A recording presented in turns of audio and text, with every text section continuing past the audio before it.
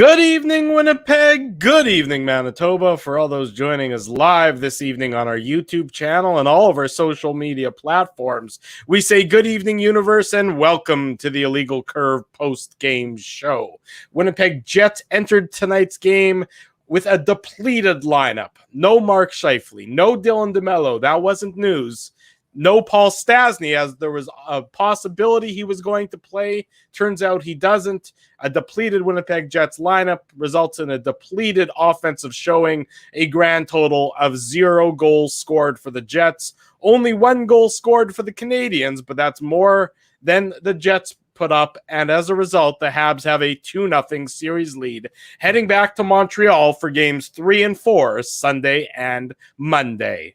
With Dave Minuk, with Ezra Ginsburg, I am your host, Drew Mandel. We welcome you to the Illegal Curve post-game show, talking about what occurred tonight in a uneventful Game 2 between the Jets and the Canadians. I'm glad you didn't say low event, Drew. I can't take it anymore. No. Low event is just a nice way of saying bad hockey. You know, that's what low event is. It's a nice way of saying bad hockey. Because you watch good hockey teams like the Vegas and Avalanche and Vegas and Colorado, Boston and the Islanders, Tampa Bay and Carolina. There's no low event hockey being played there. That's back and forth. That's exciting. That's dynamic hockey. You know, the line after game 1 was that the Jets needed to find sort of their playoff intensity. I'd say that tonight's game was much more exhibition-like intensity for both teams. Not like the Montreal Canadiens were anything to write home about tonight. They just got a shorthanded goal when the Jets couldn't get anything past Carey Price, and as a result, they lead 2-0 in the series, 1-0 in tonight's final. Gentlemen, good to see you both, first of all. It's going to be a busy next 4 days for the three of us. Tonight, tomorrow morning, Sunday afternoon, or Sunday evening, I guess it'll be by the time postgame starts, and then Monday at a still yet to be determined time. In any event, it is nice to see you fine gentlemen on this Friday night. Boys, with the way game 1 ended, like where was the passion in this game? Like we were talking about it on the post-game show after game 1, right? Like whether or not Scheifele was going to be in the lineup, we thought there might be, a scrap or two. And you got to give Matty Perreault, like we know Perreault is, a heart and soul type of player. Like he was throwing his weight around big time. And that was completely an embellishment by Corey Perry. I don't care what anybody says. I think Perry should have also been off there, Dave, and that shouldn't have been a power play for Montreal. Like I think Corey Perry's been great in this series, and you guys know that I've always been a big Perry fan, but that was a sell job. Like you look up sell job in the dictionary, you look up hockey embellishment in the dictionary. Like I'm sorry, like Perreault didn't really hit him that hard, but give Perreault credit, right? Like he was going to the net, he was trying to go up against the big, tough Montreal defenseman, and that's been a big issue in the series, guys, and it was issue for the Toronto Maple Leafs as well, right? Like tonight for me, it was just too many shots from the outside. Like how many Jet shots were blocked by their own players, right? Like we saw it on so many occasions. It looked like they were dropping like flies out there on both teams. It just seemed like both teams were just trying to put everything on net, especially in that third period. And the Jets had a push and they had chances, but there were chances the other way, right? Like Paul Byron had a chance on an odd man rush. If you remember Nick Suzuki with about 5 or 6 minutes left in the game, he had a good chance. So and you expect that when the Jets are pushing, they're going to give up chances the other way. But a very disappointing effort, guys. And we know how hard it is.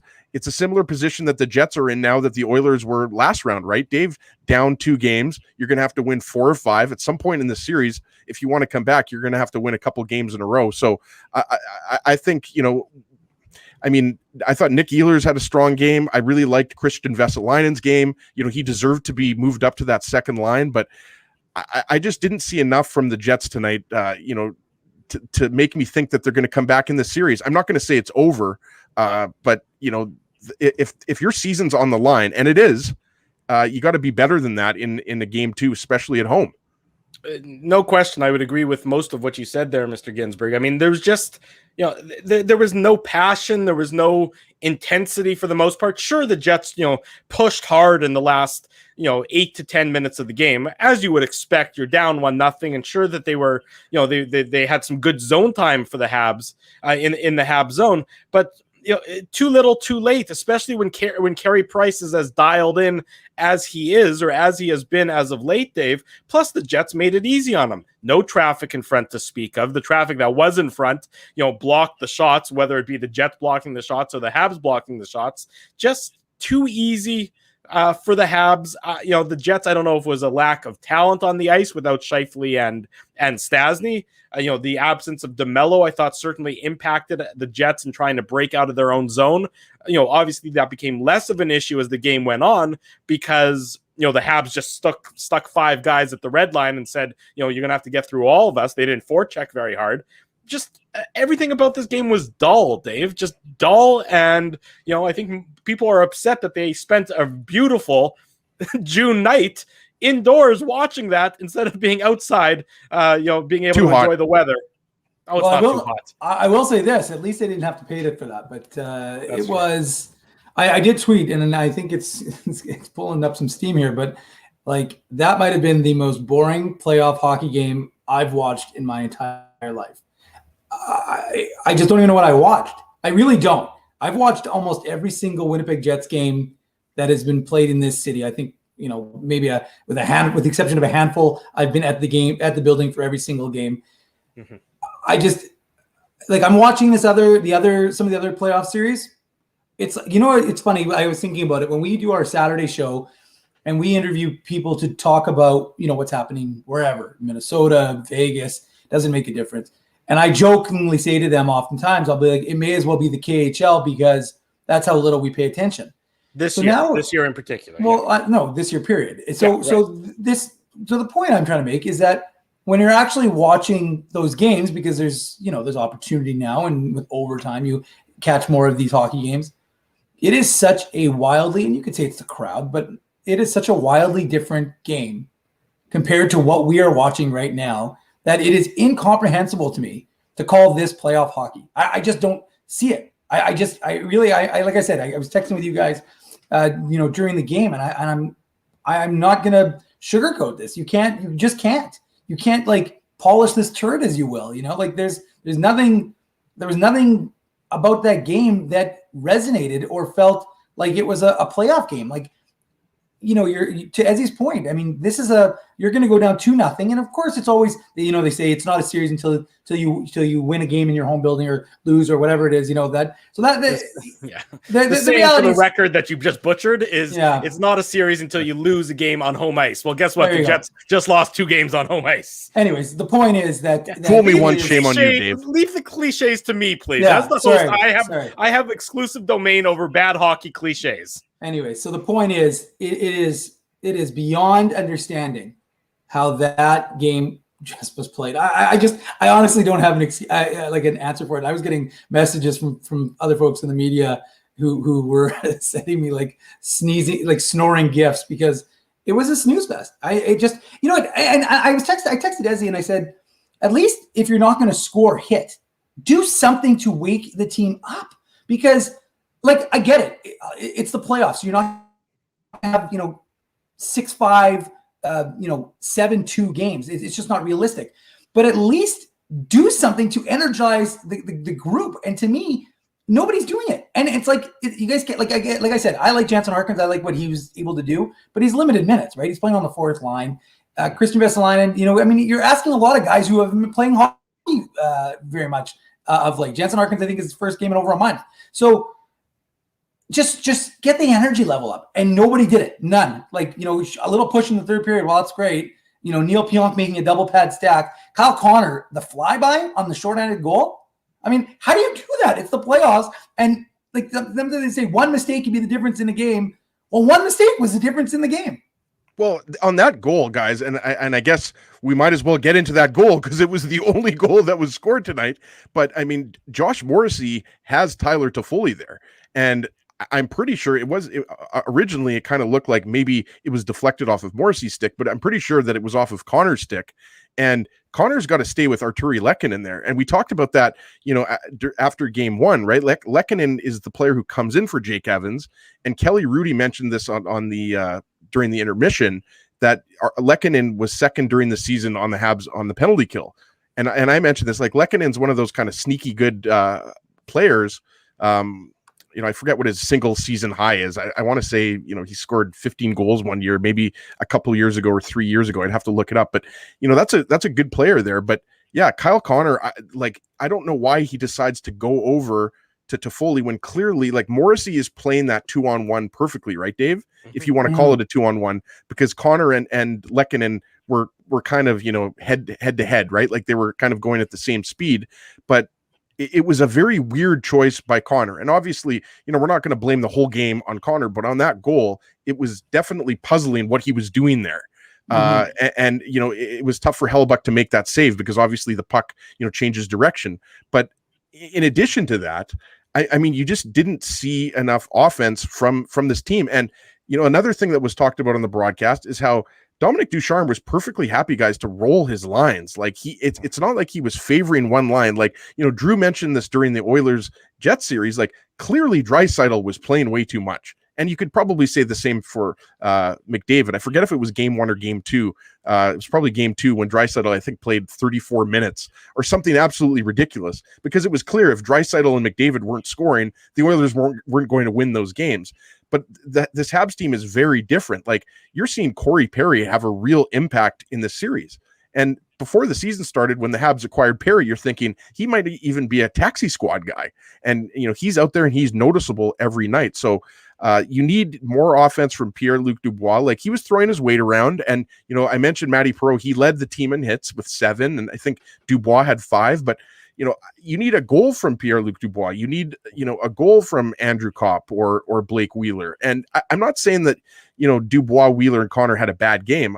I'm not saying that at all. But I wouldn't say they had a great game either. Well, Kyle Connor didn't get his first shot on goal until Connor Hellebuyck had been pulled. Yeah. And that's inexcusable. I mean, I know you're without Scheifele, and I know it's a huge loss to the Winnipeg Jets, but it's not like Pierre-Luc Dubois is a scrub. I mean, he's played awfully scrub-like at different points in time this season, but he's not just some random player that they plucked out of the stands and put into the starting lineup.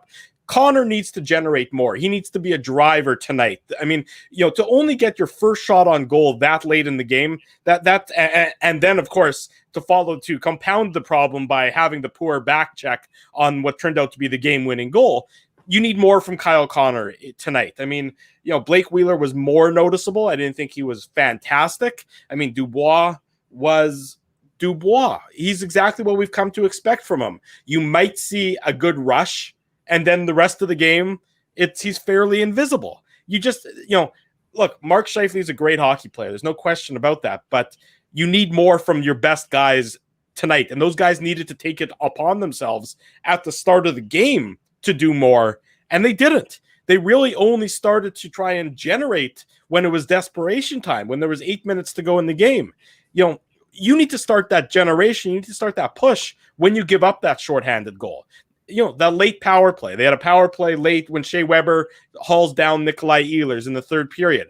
I mean, that power play was atrocious. They had one shot on net. Awful. Awful. One shot on if I recall correctly, was that point shot with no Morrissey. Traffic in front. From Morrissey. It was a point shot with no traffic in front. Well, Carey Price is going to make that save with his eyes closed while juggling and sleeping in a hammock. Wheeler was in the bumper spot, and then he moved in front of the net when he saw that Morrissey was about to shoot the puck. You're 100% right, Drew. That power play was one of those TSN turning points that wasn't a TSN turning point because they didn't take advantage of it. And I just think, to Dave's point, this game, it seemed like at times in this game, it was so disjointed, right? Like, it just there wasn't a lot of sustained pressure. And what was really puzzling about it was that the Jets came out really strong. Like, the first 4 or 5 minutes of that game, like, they had the legs, they were dictating the pace of play. Like, everything was there. Like 5-1, 6-1 for the Jets. Sure, a lot of possession. Yeah. And you just didn't see that continue throughout the game. And in the third period, they came out strong, and Pierre-Luc Dubois had a chance that was obviously an easy save for Carey Price, but they were moving their legs, they were trying to create. And I agree with you, like, you can tell that save you did, or that save by Carey Price off Dubois you just mentioned, that was Dubois' first shot of the game. Again, you can't, if you're playing top line minutes, and I know the Habs are a good defensive team, and they're a better defensive team than the Jets, but your top line, two-thirds of your top line can't go 40 plus minutes in the game without registering a shot on goal. They just can't. You need more from those guys, and those guys need to know that they have to deliver more.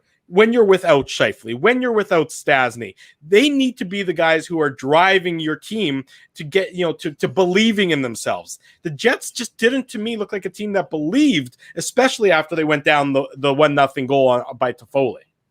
It looked like Montreal looked like a team that was content to sit on that 1-0 lead for the remainder of the game. I mean, 100%. I say, and I say that even despite the fact that they had 3 2-on-1s afterward, so they still had their chances, but I just didn't feel like Montreal was in any interest in really pushing the game. They figured, you know what, we'll sit on this 1-0 lead and we'll be fine with that. That's just watching this game. That's what it felt like to me. I didn't think Montreal that was Diet Coke, by the way, Dave. Oh, okay, good. Not Coors Light.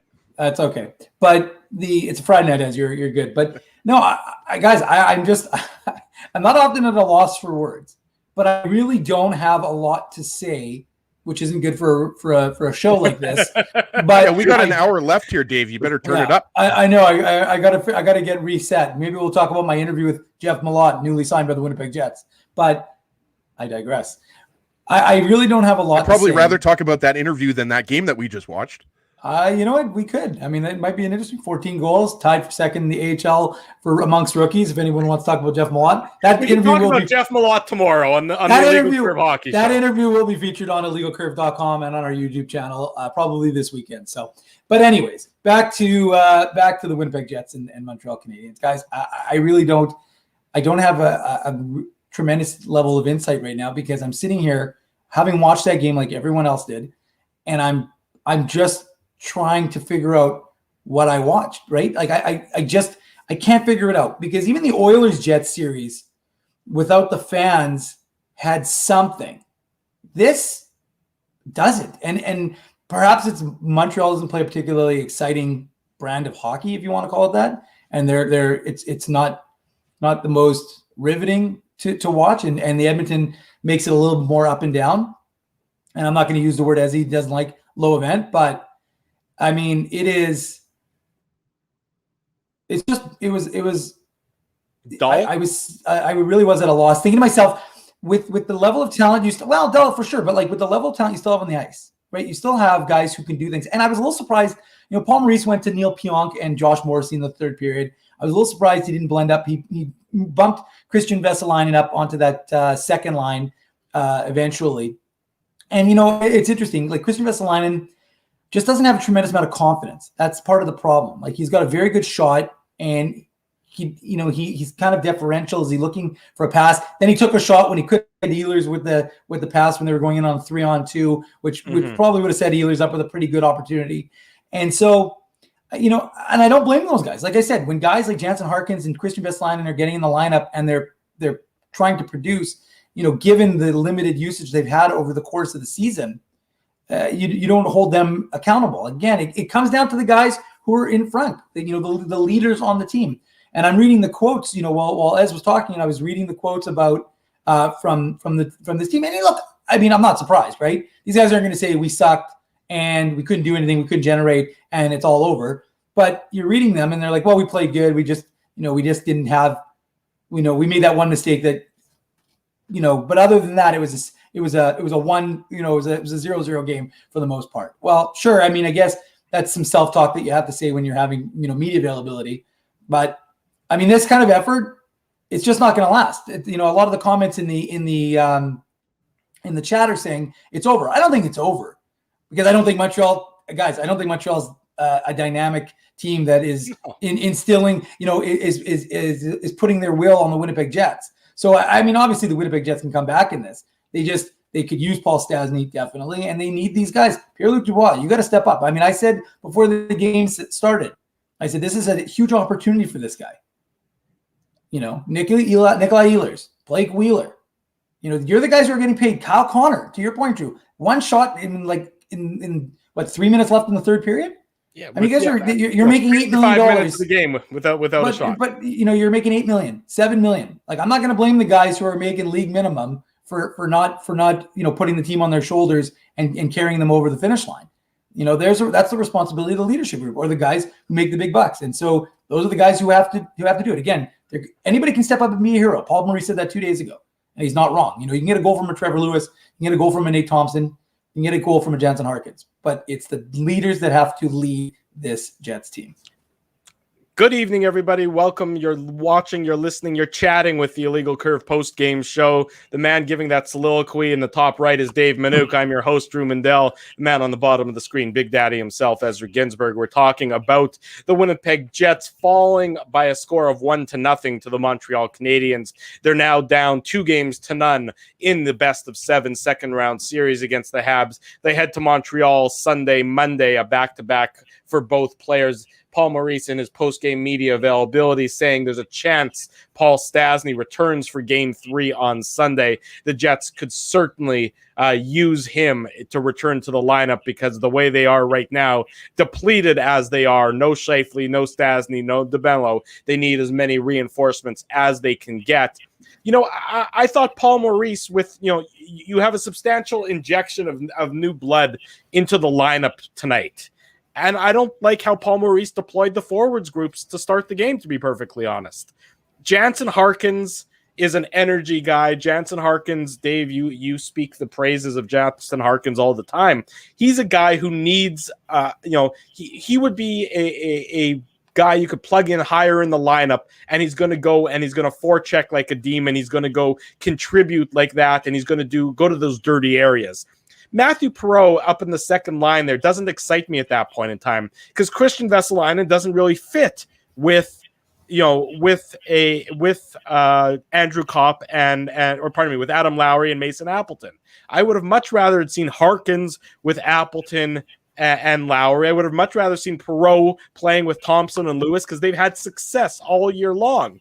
And then you put a guy like Jansen Harkins, if you want to elevate him, Christian Vesalainen, put him with skilled players, put him in a scoring opportunity. They did that later in the game, but I just thought starting the way they did was, with the forward deployment they chose was just boring by Paul Maurice and not really using anything, not using anything as an exciting opportunity at all.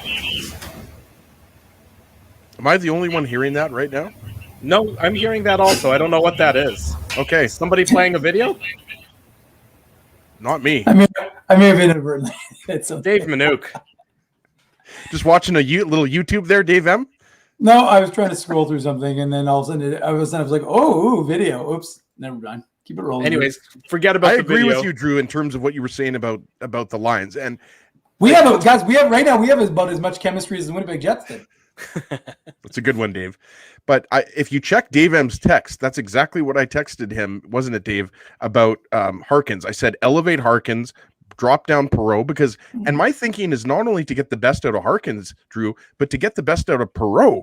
And that's a line we saw all year long. And when the Jets had their most success, and again, we don't have to go back to this, but who were on the bottom two lines? It was Kopp, Lowry, Appleton, and then you had Perreault, Lewis, and Thompson, right? So that would make the most sense to me. And look, when you don't have Scheifele and Stastny, we talked about it, after Game 1, you knew that Dubois, okay, now he's elevated to your top line center. Kopp's going to move up the middle. Lowry's obviously, going to stay up the middle.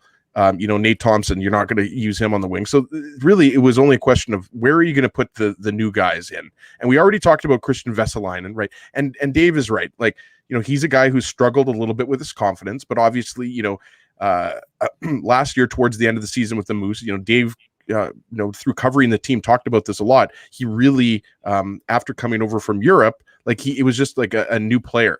And, he didn't play a lot this year for the Jets, but when he was in the lineup, he did the most with his opportunity. So he was noticeable. He was good throwing his weight around, a couple shots on net. But, when a fourth line is only playing, 7-8 minutes, I mean, it's really tough for a guy like Jansen Harkins to get into the game. And I thought he was okay. And yeah, if Stastny comes back, that's obviously going to be huge, boys. But the big thing is here, Mark Scheifele's not coming back until Game 6 if this series goes to Game 6. So they're going to have to find a way to generate some more offense from most of these lines. Like, yeah, you're not expecting a lot from the fourth line. Let's be honest here. Like, the Jets don't have a fourth line like the Montreal Canadiens, but they have a lot of good players in their top 9. Let's not forget, going into these playoffs, everybody was singing the praises about how good the Jets' top 12 forwards are, especially the top 9. And that hasn't changed much. Like, yeah, you've got a few players out of the lineup right now, But like, again, it goes back to what I said before. Like, the Habs don't have Jonathan Drouin right now. They don't have Thomas Tatar right now. They're not going to use that for an excuse. They've won 5 games in a row now. So, Dave makes a lot of good points. You have to start with your veteran players, your highest paid players. And again, we're not necessarily coming down on anybody and saying they had a bad game, but nobody watching that game is going to necessarily pick out one of those players and say, oh, that was an unbelievable performance by Blake Wheeler, or an unbelievable performance by, Kyle Connor. Nick Ehlers, to me, was probably the Jets' most dangerous forward. Like, he was one of the players when he was on the ice. Game in and game out for exactly. the Jets, basically. Yeah, and aside from Christian Vesalainen and aside from, a handful of players, it wasn't a very good performance from the Jets at home in a situation, boys, where you had to win that game. And yeah, I know there's a lot of people that are, watching right now that, think this series is over. It's about as close as being over as you can get. Obviously, if you take game 3, it changes the dynamic of the series here. But yeah, they've dug themselves a real big hole here. They have, everything about that was just, like I said, dull. There was not a lot you could build upon. And I'm reading the comments, and to your point, Dave, I know that the Jets players aren't gonna come out and shit all over their own performance when you lose 1-0. And I mean, there's a lot on the defensive side that I suppose that they would like, and they didn't give up anything 5-on-5, so that is something certainly to put a feather in your cap about if you want, but. Like the lack of energy, it felt like game 55 of the regular season, way more than anything in the playoffs when you're already down 1-0. I don't know if there was an emotional hangover after how game 1 ended, but I mean, I'm just shocked, and kudos to the Montreal Canadiens for really not losing control of themselves. Dominic Ducharme, their head coach, gets a lot of credit in my books for keeping his players focused at the task at hand, which was, win the game. Don't do anything where you're going to try and get your own piece of flesh from any of the Jets players for how game 1 ended or anything like that. It's almost like, both teams flushed any emotion that they were going to get off of that. And that was to the advantage of the Habs. They played the prototypical good road game, while the Jets just, again, couldn't generate anything offensively, couldn't generate anything emotionally. When you're not lacking in talent, but when your talent depleted, when you're lower on your talent than you would expect to be, or than you usually are, you need some emotion. And there was just no emotion whatsoever to the Jets game tonight. And that, to me, is concerning, and something you have to sort of find a way to elevate that emotion. Now you go to Montreal on Sunday, and you're going to be playing in front of 2,500 fans at least. I don't even know if it's more than 2,500. So maybe you get a little bit of more emotion from the Habs fans, and you can build upon that. I'm not saying that the 500 and so fans that were in attendance in Winnipeg are, at fault or anything like that. God forbid, no. And they're certainly not saying that. But just something the Jets need to sort of channel some emotion that can get their game going, that can get their skating legs going, that can get them, to make Carey Price's life a little bit more difficult than it was tonight. Because they got offense in game 1. They scored 3 goals in game 1. They just didn't get. I don't think that they barely had 3 high danger chances all game long tonight. I think when it comes down to, if you guys want to talk about that idea of adversity, okay, you want to say, oh, the Jets have to deal with adversity. You lose Mark Scheifele, Paul Stastny skates, but he's not ready to go. You've lost Dylan DeMello for at least a week.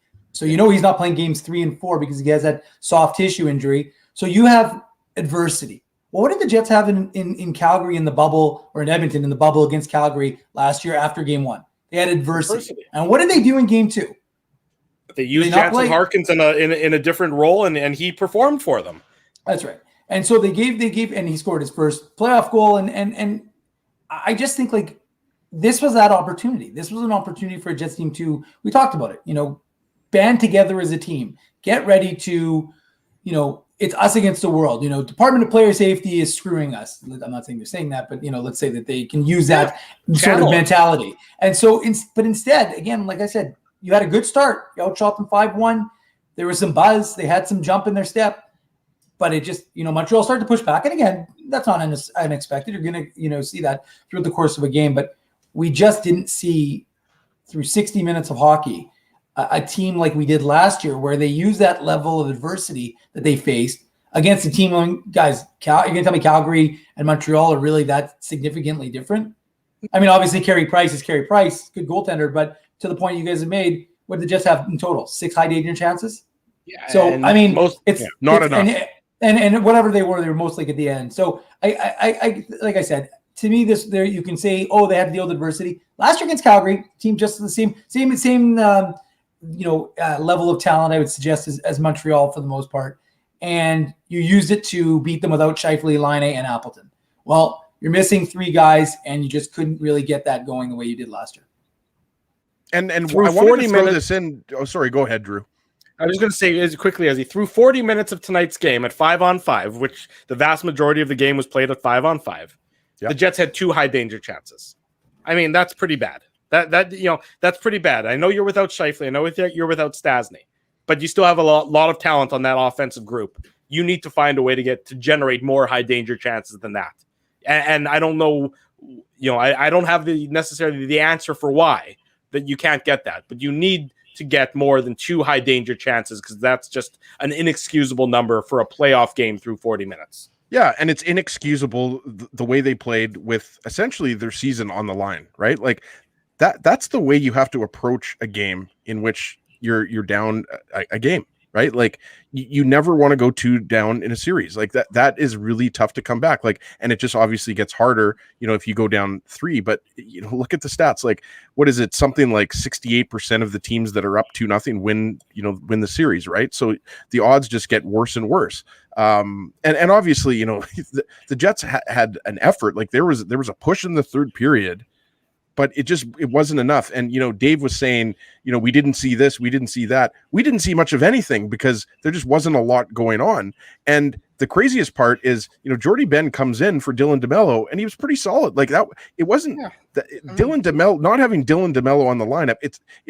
It's not like, the Jets were really lacking a shutdown pair tonight. That was not the issue. It's that they weren't generating enough offense. And that, to me, was my biggest concern going into this series, was that, especially if you're going to have some players out of the lineup, that was the big problem for the Jets when they lost those 7 games in a row, and they had that stretch towards the end of the season where they lost 9 out of 10. They were really struggling to score goals. And it was almost like if Scheifele, Wheeler, Ehlers, Connor, if the Jets' top 4 weren't putting the puck in the net, it was like, where are we getting that offense? And that was in contrast to earlier in the season when you were getting those goals from Mason Appleton. You were getting goals from Adam Lowry and Andrew Kopp. And I agree with Frank Zappia in the chat. Like, Kopp, Lowry, Appleton was arguably the Jets' best line this year, and you haven't seen it at all in this series. So it makes a lot of sense to go back to that line. Like, there's no reason to go back to the way this game started. The forward lines I'm talking about. There's not obviously a lot you can do with the D pairings guys at this point. Like, the only thing that you're maybe going to do is have Morrissey and Pionk play together for the entire game. I just don't see that. Like, and another thing, Derek Forbort had a couple good scoring chances, and he all of a sudden looked like Bobby Orr. Like, you know what I mean? Like, it was like, if Derek Forbort is one of your best offensive players in a game, then something's gone really wrong. So the Jets are going to have to dig deep and find a way to win this game, because we know if game 3 they lose, then it's obviously over. It didn't have anything to do with the defense pairings today. I mean, I think for a while during the game, the Jets had trouble getting out of their own zone. And I mean, and that, I guess, is to be expected when you're without DeMello, because again, your defense is struggling. You just don't have any really great puck movers. I mean, DeMello makes a great first pass. That is sort of what he's known for. He's known as being able to help get the puck out of your own zone pretty quickly. Look, you don't score 5-on-5. You don't give up a goal 5-on-5. You can't be putting this on the defense by any stretch of the imagination. Connor Hellebuyck was very good tonight. He his numbers were excellent. He made all the saves that he needed to make to keep the Jets in the game when it was 1-0 and not give up that second goal. This is on the best Jets forwards that were in the lineup not performing, or not performing early enough to get that goal past Carey Price. This is on Connor and Wheeler. I mean, Dubois certainly is at the top of that list. I mean, another underwhelming performance from him. Ehlers was, had his moments, but I didn't think that he was certainly outstanding tonight. I mean, there was just, if you have to blame a group, you would blame the Jets, highest paid forwards for tonight's result. And that's just, when you're the highest paid forwards, you're likely the highest paid players on the team. And that's the case for the Jets. And that just can't happen. They need to find a way to generate starting Sunday afternoon, late afternoon Sunday in Montreal if they want to get back in the series. And that doesn't change. Sorry, Dave, but I'll let you get in here, but like that doesn't change if Paul Stastny comes back for game 3, right? Like Mark Scheifele going out is terrible. It's huge. And obviously you're probably going to get into that more on tomorrow morning's show. But I don't think anybody thought a 4-game suspension was coming. Like we thought 1 game, maybe 2. And if Scheifele gets 4 games, then Kadri probably should have got 24 for what he did. But again, that's, something else that we'll talk about tomorrow. But you know what I mean, boy? Like they're going to have to find a way here. Scheifele's not coming back till game 6 at the earliest. And yes, Stastny's going to improve your depth up the middle. And that most likely means I would imagine that, that means that Kopp goes back to the wing, right? Like, I don't think you're going to move Dubois to the wing. At this point, you need Dubois. And I would like to see Ehlers back with Dubois, but they're going to have to find a way here to create more offensively. And it's not just goals. Like, that's obvious. They didn't score any goals tonight. Carey Price absolutely shut them out. But you're going to have to find, those greasy ways to get goals. And it's not just, putting the puck on net and screening Carey Price and getting tips. Like, look at what Corey Perry did in game 1. Like, Perry was willing, and Corey Perry's not a young man anymore. He was willing to basically, risk his life in front of the net with 6'7" Logan Stanley coming at him to get the puck to Eric Stahl. Like, those are the types of goals that you're going to have to get. Like, go to the net, like win some physical battles, win those kind of small area situations, right, Dave? Like, that's the way you're going to have to win some games. You're going to have to win this series. Like, the Jets aren't getting a lot of chances off the rush. Montreal's not going to give you that. Montreal's got a really solid big defense. Weber, Sherratt, Edmondson. They make it Jeff painful. Petrie. They don't make it easy. You're right. They make it painful to get to the dirty areas, and so be it. That's why you need guys who are not perimeter players to get to those areas. And the Jets tonight were a perimeter team. Everything was from the outside when they had anything. That's why you need a guy. Who are the guys in the Jets roster tonight that are going to go to those dirty areas that aren't going to be perimeter players? It's going to be. It's going to be. Matty Perreault was trying. Matty Perreault was trying. Matty Perreault at this stage in his career just, doesn't have it to be a top 6 player anymore. That's why you need a shift from a guy like Jansen Harkins, where you can just, go be that Tasmanian devil out there and just see what you can create. Playing, Lewis and Thompson and Harkins, the 7 or the 8 minutes you played them. I mean, really all you're playing them for is to give your other lines a break. You're not playing them because you expect them to generate anything, because they just aren't players who are going to generate any offense. There were some times during the course of the year where they'd have nice shifts and they'd maybe, keep it in the opponent's zone for the 45 seconds or whatnot. But any time they scored a goal, everyone was surprised. It was a bonus. And so you're just wasting a guy like Jansen Harkins, in that role tonight. And, Harkins is a guy who's been, champing at the bit to get into some regular game action. You don't think that he would have had a rocket strapped to his ass for the majority of this game, especially playing in a different role? I just think Paul Maurice mishandled the deployment of the roster, certainly to start the game. He got better once he switched Vesalainen and Perreault, but I think at that point in time, it was probably too little too late for the Jets. And I would hope that he's going to go back to the drawing board and try and reconsider his forward group, with or without Paul Stastny, for Sunday afternoon's game in Montreal. Yeah, you know what? I like Harkins with Wheeler. Actually, I think that he has that sort of cerebral level to his game that would work well with the Jets captain, and he's such a conscientious player, which is similar to Wheeler. I mean, I'm not saying he's got all the same elements, but there is a similarity, I would suspect, between those two players, and they could probably feed off each other. But right now, what we're seeing, you're not expecting, like I said, fire wagon hockey. You're not expecting the Jets to just suddenly open it up. They've had to adhere to a defensively responsible game. It's not exciting. I mean, I called it the most boring hockey game, I've ever watched. Probably. It's the classic 1-3-1, right? Like, yeah, I know people hate hearing about that. It's another word for trap, if you think about it, right? But that's the way the Canadians are playing. They're basically saying, like, yeah, we're going to put a couple forwards in the neutral zone. Our D are going to be high. and dump the puck in and try to get it from us, right? Like try to do something. And you're absolutely right, Dave. Like you have to find different ways to create offense. And if that means, you get the puck down low and you kind of work a cycle, or, you're trying to get it back to your defenseman, and they were activating their D, right, Dave? Like we talked about, Derek Forbort was jumping up into the play. Tucker Pullman was jumping up into the play. Mm-hmm. You're expecting guys like Pionk and shout out to UND. Like they're going to have to find ways to create offense. And we do sound like a broken record, but that's what happened towards the end of the season when the Jets were on that losing streak.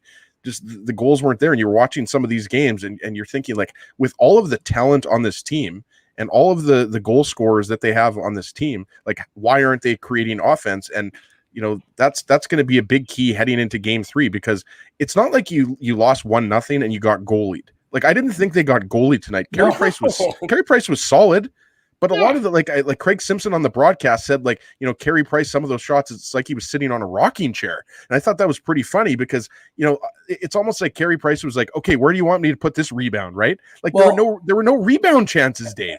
Ezzy, the craziest when they tried to get excited on that Forbort shot, and I thought to myself, that was really routine. I mean, he saw it all the way. There was no, like, the one where Forbort dove and he tried, there was a little bit of, I would call it fake enthusiasm. And I was like, seriously? Like, that was not a particularly dangerous attempt. Maybe they're trying to keep people watching this game, Dave. I guess I didn't fall asleep. I figured if they showed me Mark Scheifele on his phone one more time, I was going to lose my mind. I thought, how many times do I have to see Mark Scheifele on his phone? Like, we get it. He's on illegalcurve.com. He's checking out the latest Jets news. It makes a lot of sense. Like, I'm not. Just leave Mark alone, okay? Yeah, like leave him to enjoy the place you go to get Jets news. I mean, I understand why he was there as well, but we don't really need to focus on it.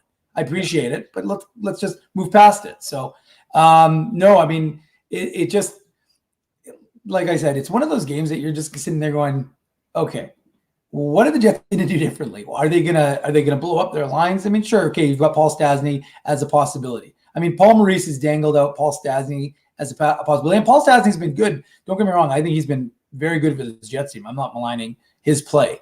But ultimately, what it comes down to is your big dogs have to be your big dogs. And right now, we're not expecting 7-6 games, but you have to get some 5-on-5 goals. 5-on-5 goals are probably pretty critical to score in a playoff game if you want to win them.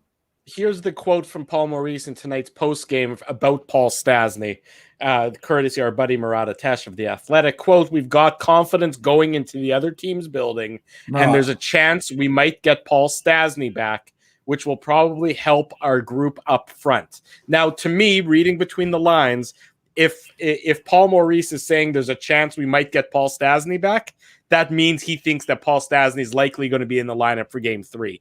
Because I don't believe that he would be talking about Paul Stastny tonight if he didn't think there was a pretty realistic chance he's going to be in the lineup. Now, I wonder if you inject Paul Maurice with truth serum, if he not deliberately... Sodium pentothal. Sure, thank you, Ezra. Not that he held Stastny out, but that in the back of his mind, the back-to-back on Sunday, Monday played a factor in maybe holding Stastny out of the lineup tonight, just to not re-aggravate any bit of an injury. Now, that's a bit of a risky game to play, going down 2-0. Now, not that he would have known that they were going to for sure lose the game or anything, but that's very risky for and I'm not saying that he knows that that's the truth or anything. That's my suspicion, though, is that he held him out, giving him the extra 48 hours, knowing that you might need him that you might get him for Sunday, Monday as well. Yeah, it's a good point. And Stastny skated right today, boys. So, I mean, I think you're right. I think there's a really good chance that he's going to play on Sunday night. And if you think about it, guys, again, going back to what we talked about, yes, the Jets are in a hole here and it looks really bad, but you have a chance to get back into the series. And I think there is an advantage here for the Jets with the 2 games. First off, you had that in the last series. You're good on the road. You've been good on the road this year. And as far as I'm concerned, you have a huge advantage in goal. I shouldn't say huge advantage. That's maybe a bit of an overstatement with the way Price has played in these playoffs. But Hellebuck has done this already in the playoffs, and he did it a lot during the regular season. Not playing the back-to-backs, but playing a lot of games. That's the point I'm trying to make here. So that this isn't going to be a high-event game 3. So, again, that might just be my own opinion here.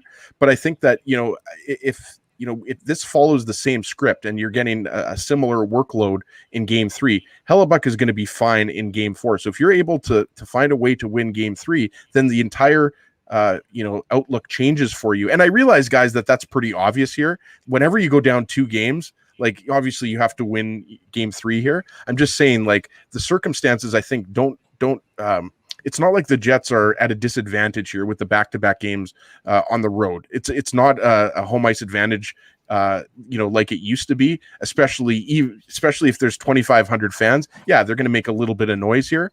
But the Jets might get some juice from that. I do think they might get. I mean, I agree. I actually agree with you, Drew. I think that the Jets will be able to pull a little bit of emotional lift from the Habs fans, going crazy and whatnot. So I don't think that's necessarily a bad thing. And again, they're going to be back against the wall, right? It's us against the world. The attitude we thought they were going to employ tonight, perhaps they're going to wait till tomorrow, till Sunday to employ it. But that might not necessarily be a negative. And some folks are saying, well, what about Jets not getting last change? Well, it didn't seem to burn them at Edmonton. Now, the difference, of course, being that Edmonton is a 1-2 trick pony versus Montreal, which employs a much more balanced level, in terms of their usage. But they also don't have the game breakers that Edmonton has. So, if the Jets get caught out with a bad matchup, it's not like you're going up against McDavid and Draisaitl and you're holding your breath. The Jets have been good on the road all year. So it's not, like I said, they've been a very good road team throughout the course of the season. So I don't – look, guys, we're going to come back and we're going to talk about this more tomorrow, but it wasn't as if the Jets got dominated by Montreal. I mean, Montreal capitalized on a bad mistake by the Jets. A number of players. Again, it wasn't one guy. Kyle Connor did the flyby, but there were a number of sequences that led up to that opportunity for Tyler Toffoli to give them Montreal the shorthanded goal, which obviously turned out to be the game winner.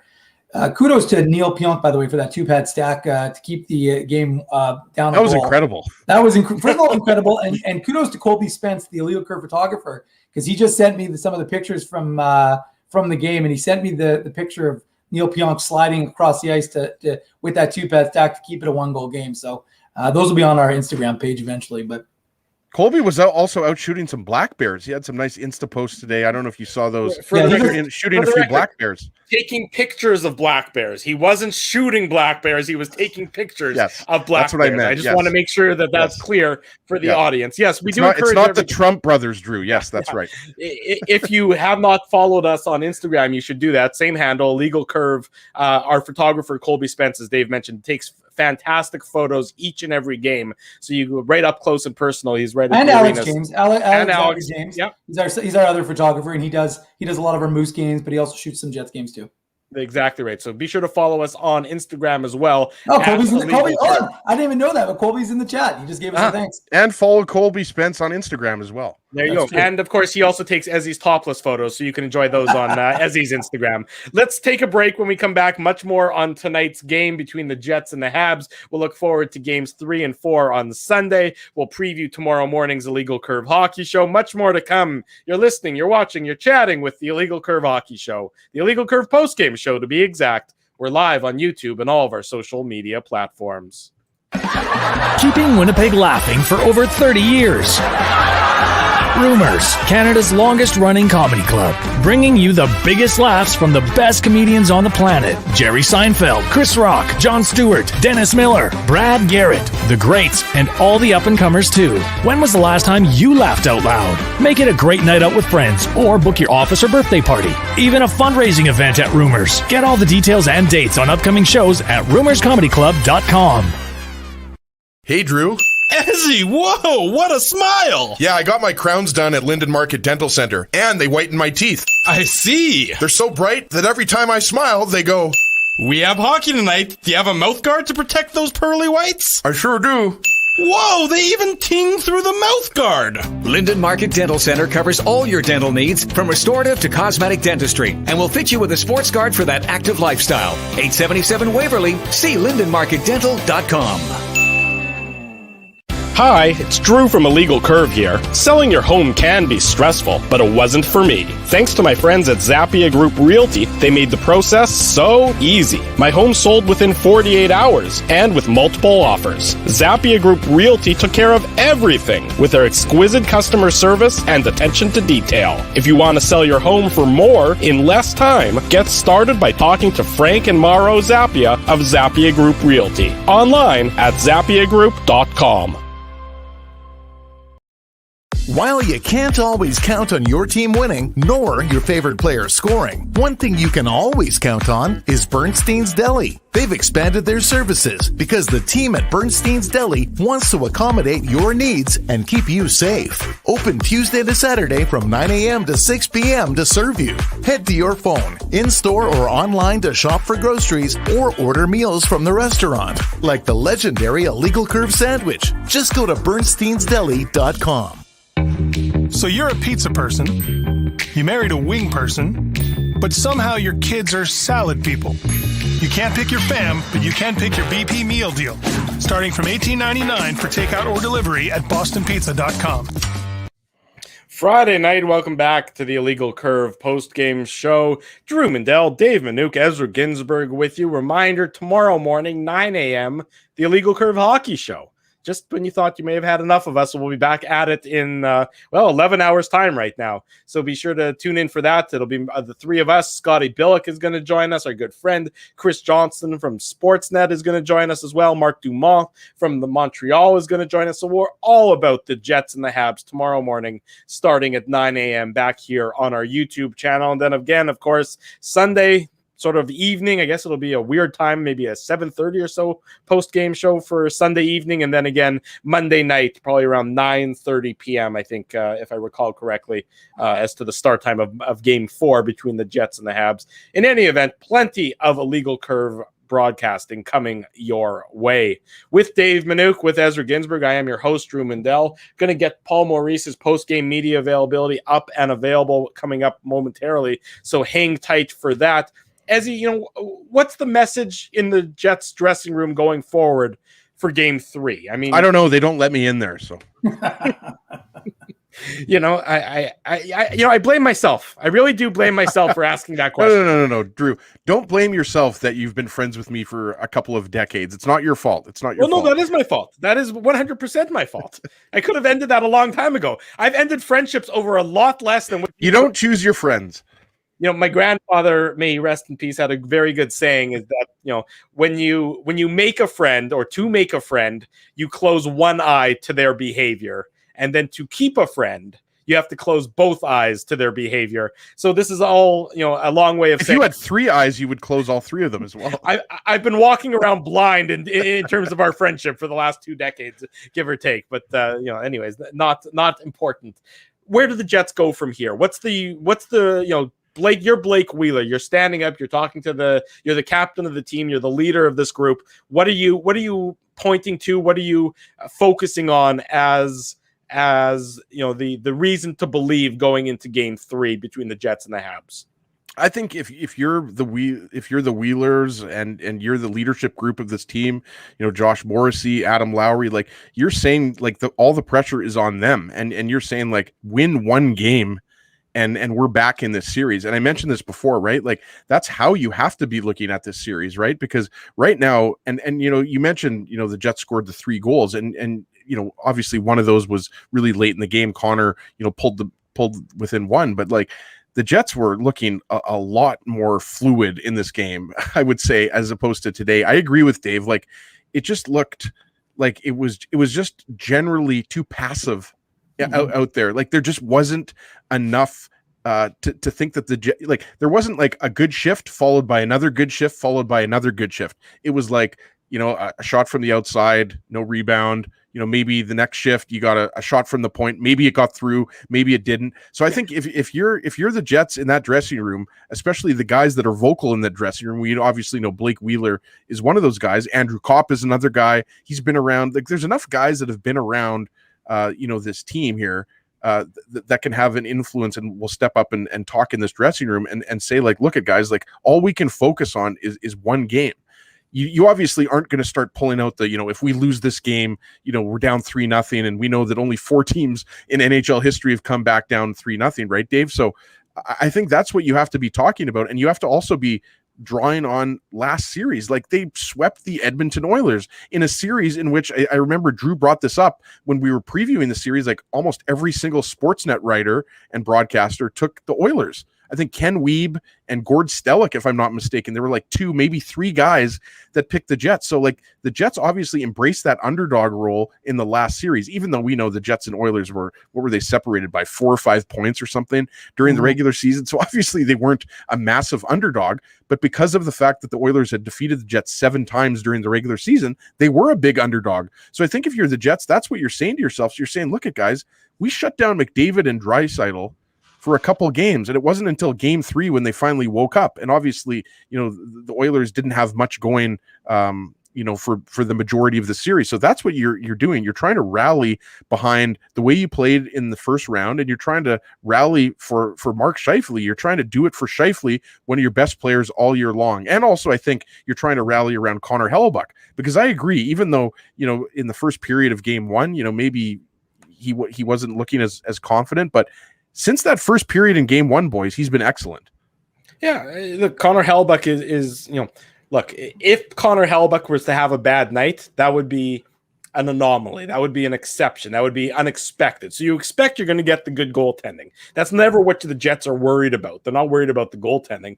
They're worried about making sure that they can get the offense right now. When you don't get any goals in a game and you don't really get very many chances, and it's a game where you're down 1-0 in a playoff series, you're a little concerned about that lack of finishing. Not even the finishing touch, just the lack of possible plays and possible dangerous rushes that are going to turn into goals. Because the number of dangerous rushes that the Jets had in the course of tonight's game were few and far between, Dave Minuk. Yeah, no, I mean, we've talked about that pretty consistently throughout this program, guys, is that it just doesn't seem like the Jets had anything going. And guys like you'd expect to do that, to be able to kind of generate, is a Nikolai Ehlers. And I just didn't see it happening. It just wasn't happening consistently enough, and which is why the game looked the way it did, and why the result was the way it was. And you have to adjust, right? You have to evolve. You can't, if your game plan isn't working, you can have the greatest game plan in the history of the world, in the history of hockey, in the history of sports. If it's not working, then you got to adjust. You have to evolve. And it clearly wasn't working against the Montreal Canadiens tonight. So what do? Well, you have to try and adjust. You have to try and blend some things up, get some guys going. And like we were talking about, a guy like Jansen Harkins, who's just eager and raring to go, give him a bigger role, give him an opportunity. You did last year in the bubble, and it paid off for you. Obviously not in total, but you could only overcome. You won a game. He scored he scored the first goal in a game that you won. The only game that you won, and he was one of the most noticeable Jets in the bubble last year, all year round. Now, it's been bizarre to me all year why he hasn't had a chance to become a regular in this lineup. But look, the number of bizarre decisions that Paul Maurice makes could take up a show in and of itself. But now that he's got this, sorry, go ahead. No, go ahead, Dave. What were you I was just going to say, people are asking about Cole Perfetti, but he's in Latvia, currently in the World Championship semifinals, Team Canada versus the USA. So tomorrow. He's not available anytime soon. Yeah, no. Unless he takes a Concorde to Montreal, I don't think he's going to get there in time. Yeah, no. They've got the Learjet ready for it. Exactly. Yeah, Cole Perfetti is not an option. I know everybody looks at Cole Caulfield and what he's done. Again, Cole Caulfield played 2 seasons of U.S. college hockey. He's not 18 years old.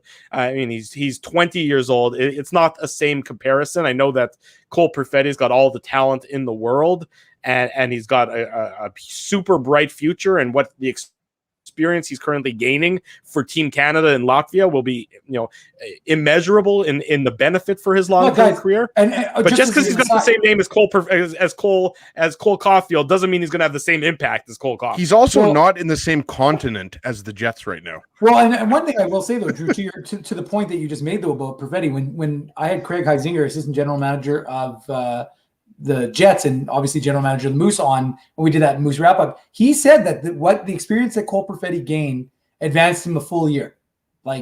And like it was there's no doubt about it. Again, I wasn't looking at him as an option for the Jets for this playoff season because I don't think you put that kind of pressure on him. I think what he gained was so invaluable playing professional hockey for the Manitoba Moose and obviously going over to play for Team Canada in a world championship that really doesn't have a ton of focus on it is huge for him. So, and for his development. But again, like I said, when you hear guys like Craig Isinger talk about what it did for him, and because we saw, like, he went from, and again, we don't have to talk about Cole Perfetti too much, but from a player who was a guy who was getting, well, we could. He got all of his points. It's not like that game was exciting enough to talk about for much look, who doesn't want to talk about the 2020 first round pick for the Winnipeg Jets? Yeah. That he was a guy who was getting all his points on the power play. And then all of a sudden, like a bell went off, and he was going to the hard the places. And he was doing, like, he did this one play against, I think it was against Belleville. Here in Winnipeg, and he took the puck, and Pascal Vincent, the head coach of the Manitoba Moose, like, just isolated it and said, like, that's a man's play. That's a play from a guy who's not afraid to go into dirty areas, which they weren't seeing earlier on. Anyways, that's enough of my soliloquy on Cole Perfetti. I'm going to get the. He's also one of only 4 or 5 players to score a goal in the World Juniors and a World Hockey Championship in the same year. Like, there's only a really small amount of players that have done that, so that's super cool. There you go. Anyways, Cole Perfetti is not going to be an option for the Winnipeg Jets for Game 3. This was a very long way of getting to that point. He's not an option for the Winnipeg Jets. But to that question, I mean, could there be any other roster changes? Forgetting, assume Stastny comes back in. Do you see anything else happening? Could Dominic Toninato come in and maybe replace? Well, I don't even know who he would replace necessarily, because it doesn't seem like Thompson or Lewis are going to be out of the lineup at this point. No. Could Heinola be an option for the Winnipeg Jets? I mean, people obviously wanted to see him, or were hoping to see him rather than Jordy Ben. Not that Jordy Ben played poorly tonight, but are there any other options? I mean, that the Jets could be turning to for tomorrow? Yeah, it's an interesting question, Drew. And look I mean, Dominic Toninato, he scores that game 1 goal, right? Like, he was kind of like one of those unexpected heroes, right? Along with Tucker Poolman in game 1. And Toninato, Dave can tell you better than I can, like when he was playing with the Moose and, had a very difficult year in terms of like the COVID-19 list. We've talked about it. We don't have to go through that again, but he didn't play a lot of pro hockey this year, but when he's been given his opportunities, he's produced. So, there's always the chance that he goes in, but I think we all agree Vesalainen was good tonight. So, like, are you putting him in for Vesalainen? Somebody's got to come out if Stastny comes back. So I imagine that if Stastny comes back, it would be Harkins that comes out. But then are you going to put Toninato in on the 4th line, or it's Perot? Like, I would expect Toninato to remain a scratch. And in terms of Heinola, he hasn't played a game in a while, and I don't know, in a game 3 situation down 2 games, if you want to put him in that situation, and are you going to play on his offside? Where does he slot in, right? Like, Jordy Ben made a lot of sense, Dave, because we know that he's better on the right side. And when you lose DeMello, you elevate Poolman, and then, we know it's kind of just musical chairs. It's easy musical chairs. So I have no problem. We talked about this, towards the end of the regular season with Ville Heinola.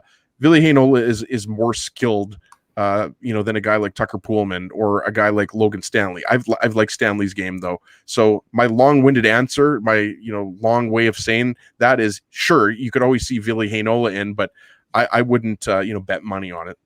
It would be a surprise to me as well. I mean, I think the Jets, they've tinkered with the lineup, not because they have wanted to, but because they've had a slew of injuries. And when you have a slew of injuries and a slew of suspensions, as the case may be, tinkering with your lineup is almost what happens by default. So that's sort of where the Jets have had their issues so far through the first 2 games, and they have game 3 coming on Sunday. And you win game 3 on Sunday with the quick back-to-back. It's an opportunity to really reset this series. Now, they need a better performance than they had tonight, and that starts on Sunday. And you hope that it starts by also getting a guy like Paul Stastny back into the lineup, the Jets, for the Winnipeg Jets come Sunday's game 3. Winnipeg Jets head coach Paul Maurice met with the media a short time ago. Let's hear from the Winnipeg Jets bench boss. 1-0 loss in game 2. Yeah, a big improvement for us from the game 1. Neither team scores an even strength goal, and hard to come by opportunities at either end of the ice. But much better than our game one. We'll go next to Paul Friesen from the Winnipeg Sun. Go ahead, Paul. Almost Shifley for a bit here. No DeMello. You lose 2 at home. How big a hill you guys face here? Yeah, it's a challenge for sure. We've been a better road team than we've been a home team all year.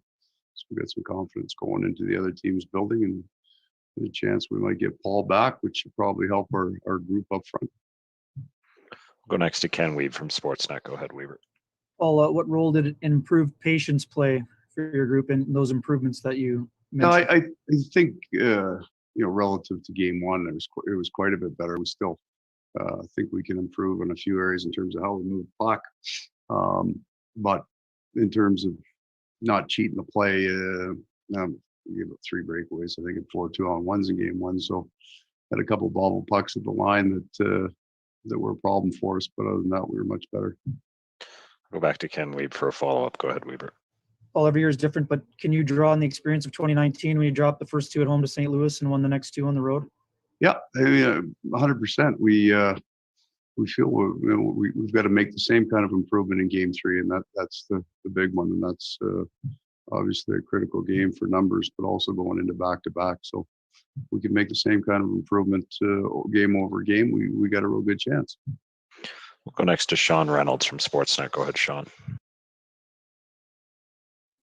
Hey, Paul, you'd said at the beginning of this series with the goaltenders that are playing in this series, you need to get traffic to the net and take away their eyes. Is your team doing a good enough job of that in this series? It'd be an area that we can improve. We're a little off to the side. I thought we got better at it as the game went on. So that's going to be a challenge, right? They got 4 big bodies back there on the blue line, make it tough to get to the net. That's the place we got to get to.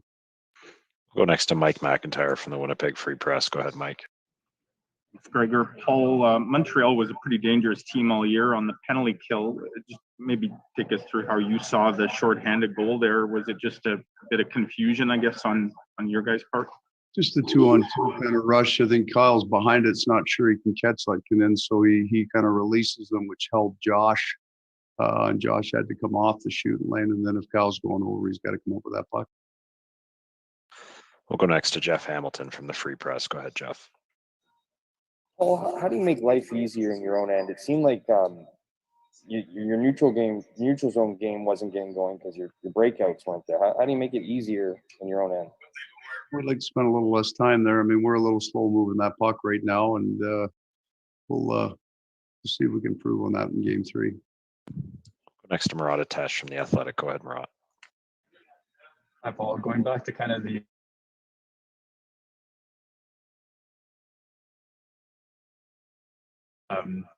where does that come from? And also, was today a tale of 2 games, the one before the goal and the one after it? I think that's the way a game that's tight's played. They get up one and we push a little bit harder on that, and they'll sit back a little bit more, so you get a bit more zone time. We really hadn't given up much through that second period till the last. I think there's a face-off at about 3:32 that we put a bunch of pucks to the net. We iced some pucks and got in a little bit of trouble. But it'll be tight like this in game 3 as well. We'll go next to Ted Wyman from The Sun. Go ahead, Ted. Well, we saw this in the bubble last year as well, where you didn't have Shifley and Line, and it was hard to get your power play established. How hard is it to do that on the fly when you don't have any practices and you got to bring in new players? It's a challenge, especially when you lose, those 2 key pieces on that. And so we'll get a chance to look at it tomorrow here and have a little more time. We'll get a better understanding where Paul's at, so we might be able to shift some things around. Final question to Richard Labbé from La Presse. Go ahead, Richard. Yeah, hi. So just to follow up on that, obviously injuries and guys missing time is part of a reality, but down 0-2, are you confident to go into Montreal with maybe some guys still missing and be able to come back from this? Well, it's a 0-0 5-on-5 game, so there's opportunity there to get better. So that's what's going to need to happen. Thanks very much, Coach. There he goes, Winnipeg Jets head coach Paul Maurice addressing the media earlier tonight following the Jets' defeat to the Montreal Canadiens. A 1-0 victory for the Habs. The Jets now trail the best of 7 series, 2-0. Game 3 goes Sunday late afternoon in Montreal, with Game 4 coming back on Monday night. Reminder, tomorrow morning, 9 a.m., the Illegal Curve Hockey Show will be live back here on our YouTube channel. Talk about everything that happened through the first 2 games. We'll get Who's going to replay this show? No, we're not. I don't think we want to talk that much more about tonight's game. We'll maybe look at the 2 games in more of a high-level, sober second thought perspective. We'll give our thoughts about the Scheifele suspension, the 4-game suspension. Right number, too high, too low. I suspect we'll have some opinions on that come tomorrow for that. And then much more, of course, Sunday and Monday, post-game shows both nights. Will it be the end of the Winnipeg Jets season on Monday night, or will they continue to scratch and claw and fight and try and get back into the series and get their number 1 center back in time for Game 6? We'll know much more by the time the weekend wraps, and Monday night especially as well. Final thoughts from Dave or Ezzy? Anything you guys want to add to the soliloquy that I'm currently on? Well, just touching on what Paul Maurice said there in terms of what he'll have to do with his lineup if Stastny's available. Stastny was playing center in the Oilers series, right? So if Stastny comes back, I think there's a good chance that Kopp is going to move to the wing. Now, I think what's going to be the most interesting, guys, about Paul Maurice's lineup decisions is, does he decide to keep Kopp in his top 6, or does he reunite Kopp, Lowry, and Appleton? And I would love to see Kopp, Lowry, and Appleton back together. And I really think that a guy like Christian Vesalainen deserves a shot to stick on that second line. So I was kind of writing down my projected forward lines here, and I'll give them to you. And I imagine we'll get into it more on Saturday's show. Tease it. Don't give it now. Say that anybody has to tune in. Because it'll change tomorrow morning. It's only 11 hours from now. It's less than 11 hours from now. Well, I already gave away the third line, and we know who's going to be. We know 2/3 of the fourth line. So I would like to see Connor Stastny and Wheeler, and I'd like to see Dubois, Ehlers, and Vesalainen. So that's my top 6, and you guys know what Perreault's on the fourth line. So I just gave you my top 12, Drew. Okay, well, we appreciate you giving that. That'll be a little appetizer for everybody to sate their need for your opinion throughout the course of the rest of the night. Dave, it's like when you get the breadsticks at Olive Garden. Yeah, but you always fill up on the breadsticks, and then you never have enough room left for your main course and your dessert, and then your second dinner that you order usually for the ride home.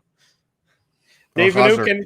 Yeah, that's okay, buddy. Anything to wrap up on, or are you gonna blow your forward lines like Ezzy just did? No, I'm not. I haven't even seen the show plan for tomorrow, so I don't even know if I need to have forward lines. But anyways, that's because I haven't made it. I think. Hang on, here's the show plan. We're gonna talk about the playoffs. Can you guys handle that? I don't think there's gonna be much more detail. No, to that. I need a show plan. Anyways, point is, okay, I'll send you an empty Word document that you never open up. Anyways, how about that? So I can read it on at 9:30 when we're already well on there. Look, guys, I think what it really this all comes down to is people need to go to illegalcurve.com and watch all the post-game interviews, which are now been posted on our website, illegalcurve.com. And smash the like button. I will say, though, it's funny. Like, usually I put, I keep trying to keep them concise, and I'm like, okay, I'll just keep some point form notable moments that have happened in the game. I think I wrote literally nothing. Like, there's nothing. There's nothing of note that I would really have to write. But if you want to hear from Blake Wheeler, Andrew Kopp, Nikolai Ehlers, and obviously you just saw Paul Maurice, we just played that. But you can hear from the players. You can hear what they have to say. We've got Mark Scheifele's full interview, which ran about 15 minutes. So that's on illegalcurve.com. You can watch intense. that.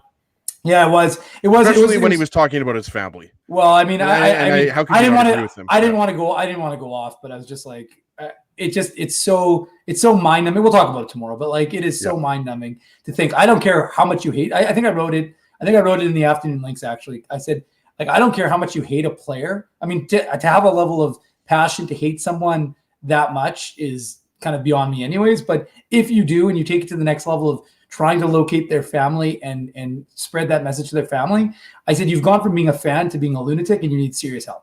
How big of a loser are you if you are bugging Mark Scheifele's family? No, I mean it's just it doesn't get any lower than that. Anyways, we'll talk about it tomorrow. But the point is, if you guys want to, if people want to get prepped for that, you can watch the Mark Scheifele interview in full on illegalcurve.com. And of course, to tease it, my one-on-one exclusive interview with newly signed Jeff Malott. So exactly, that also will be on illegalcurve.com at some point this weekend. I think CNN's going to pick it up as well, Dave. I've heard that. They actually contacted me. They wanted to touch base about that.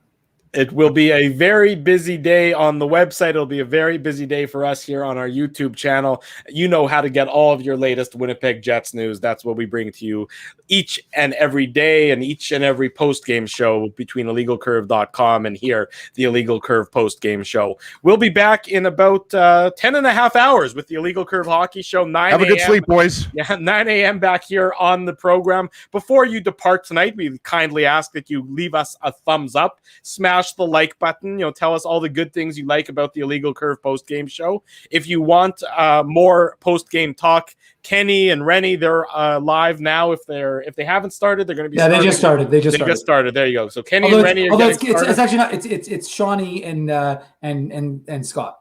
Sean and Scott. And you're going to hear from Scott as well tomorrow on the Illegal Curve Hockey Show. So Scott Billick joins us at about 9:30. Scott does the morning shift with us. Yeah, he does evenings with Kenny and Rennie, and then he does mornings with us. Yeah. Scott Billick going to join us at 9:30 tomorrow. Chris Johnston from Sportsnet going to join us at around 10:15, and Mark Dumont covers the Montreal Canadiens going to join us at around 11 o'clock. Thanks so much for everybody for joining us. A big thank you to our sponsors, Rumors Restaurant and Comedy Club, Linden Market Dental Center, Bernstein's Deli, Zappia Group Realty. I see Frank is in the chat, and he just offered to bring all of us some pizza tomorrow, so that's very nice of Frank. So, Frank, you just be sure to drop that off.